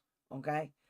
When my son goes, wait, going to New York, you're getting those same people to do it again. Cool. I thought you already did that. But no, that's right. You said it was going to take a minute. That's good though. Good. It's going to be fun. I can't wait for you to tell me what happened. So yeah, next week I'll have a cheat sheet for all of this because some of this stuff is always in the WISC-V. Okay, get the WISC, and most, if not all, most schools, like 89% of the schools that I dealt with, did the WISC-V. It's the most reputable. It's the most dependable. It has they have major creds, major creds. This organization, the Wechsler tests, they're just renowned. Okay, see nonverbal. See, it tells you each one of these things derived from 6 subtests. Okay, and do not require verbal responses. So this tells us what the kid actually knows without the kid having to talk. Okay, so all of this digit, span, and letter number. See that these subtests require sample to listen to numbers. It does say it right here. So I'll break it down so it's easier to see. See, auditory working memory has to do with numbers and how the kid can repeat it. So they'll say count backwards from 10 or 20, or they'll give them a word, and they'll this is working memory. Yeah. Letters presented verbally, then recall. So it's all about recall. Okay. And the sequence, how that was. So they'll give a kid a list of words, and then that kid has to repeat those words in the same order as when it was given to them. Or they have to do it backwards, but they have to do it in the sequence that the tester gives to them. Okay, the instructions. And that determines some shit. So see, this, all of this says extremely strong. High scores. I wish they did one with scores all over the place. But that's what you want to look at. See, storage, the naming speed, all of these categories, these subtests, these are all subtests. Symbol translation. And then here's the summary of what they came up with. She has a full scale IQ of 132. That's really high. That's really high. Let me see. What are they saying? What is the norm full scale IQ 10-year-old? Let me see what it says. Yeah, that's what I thought. The average IQ is still the same. Okay. The average IQ is between 95 and 115. That's average. This kid on this one has 132. 124 is like 4 years of college. Going all through school and then 4 years of college. It was 124 IQ. Okay, what is it? Because you know I got to do this. What is the full scale IQ for someone who completed 4 years of college? Yeah, see, I was right. IQ translates to 120. I was off by 4. So this kid has 132. She's like genius. This kid's really smart. She's smarter than most people who graduated from college. 4 years, went through all high school and everything, and then went to 4 years to get a bachelor's degree. It's 120. I had a lot of kids, especially on the spectrum. Their IQs are through the roof. But when you test them in like verbal ability and stuff like that, they were in the toilet. But that's how you can tell what kind of a disability your kid has. So these tests will make recommendations. Well, it appears that the kid does meet the criteria under the DSM-5 for autism. It'll literally say that in the WISC-V. Okay? The testing. It's not up to them. And then what you do is you take this information, you skip your happy butt, not to your pediatrician. No. Pediatricians are primaries. They're not specialists in the field. You need somebody soon as your kid is diagnosed through an evaluation, and they say there's the most a person with integrity that works for the school that's doing this will say, based on the evaluation and the scores, it appears that the child may meets the criteria for autism. And then they'll say, however, we recommend that the parent take the child to get the yada yada yada done to find out for sure and get the medical diagnosis. Okay? I'm watching you on my flat screen. I hate you. That's a really big. Tammy, not rushed with my IEP. I'm fighting them hard. I have until June to fix a new IEP. Okay. But I still want to get this stuff done because it takes 60 days. And they don't like to do work anyway. So it's good. We got, because you won't get an answer. So this is February. So let's say we don't do it until March. You won't get an answer until what? March, April, May. So we'll be out of school almost. And then you're going to have to fight them, another way. So if you have to fight them, it's another way. But when I write it up, my goal is to clean their clogs and to get them all in trouble. And then if the state doesn't find them to be in trouble, then I'm going to show you how to file a state complaint against the state for not doing their job when they did your investigation. I like to tie them up in a pretzel before you file for a hearing and go to court and all that stupid nonsense. I personally don't like hearings. I hate them. They're a total waste of time because 9 times out of 10, the people that are the hearing officers are so biased and so against the parents and so for the school district, it makes me want to throw up. I don't even know, and these are lawyers, and I don't understand the thought process. And now, after seeing what I've seen in the last few years about people who I thought were reputable and found out they're pieces of doo-doo crap, I've got a whole new spin. It was bad before, it's real bad now, about lawyers and that work for the state, that work for the schools and the school districts and the state Department of Education. I have a whole different kind of spin on it now, and I have zero tolerance for their nonsense. So my goal is to twist them in a pretzel, because I like to see them squirm. It's fun. It's fun. So we'll just start some serious shit. That's all. I have an SEA complaint for exceeded time. Oh, you'll get that one. On the deliverance, on the compensatory. So, oh, you'll get that one. You're going to get that. Because they have to prove that they did it. It's so stupid. They can't prove shit. And they don't care. But see, these are grounds for OSAP. See, we keep piling it up. And then what we do is we give it to the feds. And then, right now, nothing's going to happen. But we just keep it up. We just keep doing it. And eventually, it'll hit pay dirt. I'm telling you, it'll hit pay dirt, and they'll be in trouble. And your kid might not be there, but they'll still, just because your kid's not in school and you file a complaint and the state comes back and says they owe them these services, but your kid's not in school because your kid your kid can stay in school until he's 22. If your kid's on an IEP and deemed eligible, okay? Oh, you did? You used the template? Good job. So, the school still has to provide those compensatory services even if your kid's no longer in school due to the fact that your kid's aged out. The compensatory services are still in play. A lot of people don't think that and don't know that, but it's true. The compensatory services are in play even if your kid is out of school. Do you know you guys can file a complaint against the school district? So let's say your kid aged out of school is 22 today. Do you know you can file a complaint for anything that happened from 22 back a year?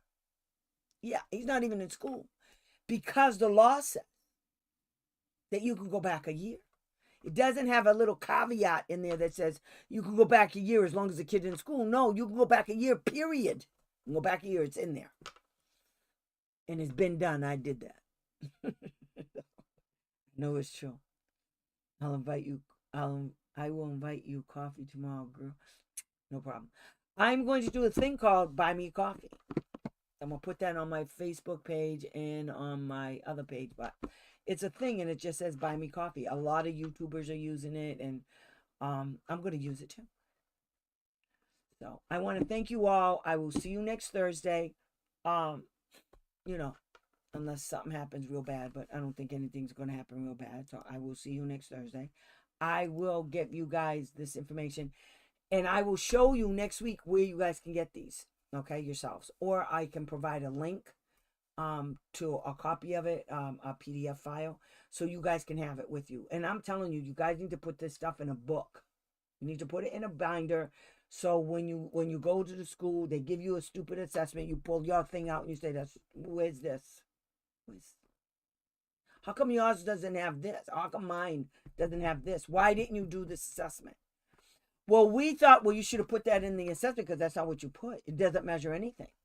So, yeah, what they do is they screw around with the subtest so that and I'll tell you how the numbers work. But if they don't do all of the subtests, I'll tell you next week how that works. If they don't do all the subtests and how it could detrimentally impact your kid's right to get the services that the testing should have proven he needed or she needed. Okay? So I will see you guys next week. I hope this works for you. I hope you guys like it. If you need, I have all of those assessments that I put on Facebook. I have all of them, all the sample copies without the highlights on them. And then you guys can just let me know if you want them. I'll put them out there and make PDF files on them. Okay? And then there'll be a link. Oh, you know about the guinea pigs? Yeah, they're bad. They finally shut up. They make so much noise. They're just the loudest guinea pigs. I'm going to get up and they're going to start weaking. So bad. Anyway, I'll talk to you guys later. Thank you so much. I'll be putting some new stuff on my Handmade by Tammy Joya. I'm going to be putting up some new stuff. I have some wonderful stuff. I have tote bags. I have WWTD tote bags. I have cell phone bags, crossbody crocheted bags. They're beautiful. They have cute little things on them. So I'll be putting them out there and let everybody know. Thank you for coming. I really appreciate it. I love it when you guys come. Thank you so much. Any support you give me is greatly appreciated. So much. I love doing this. I just love it. Thank you guys. See you next week. Bye.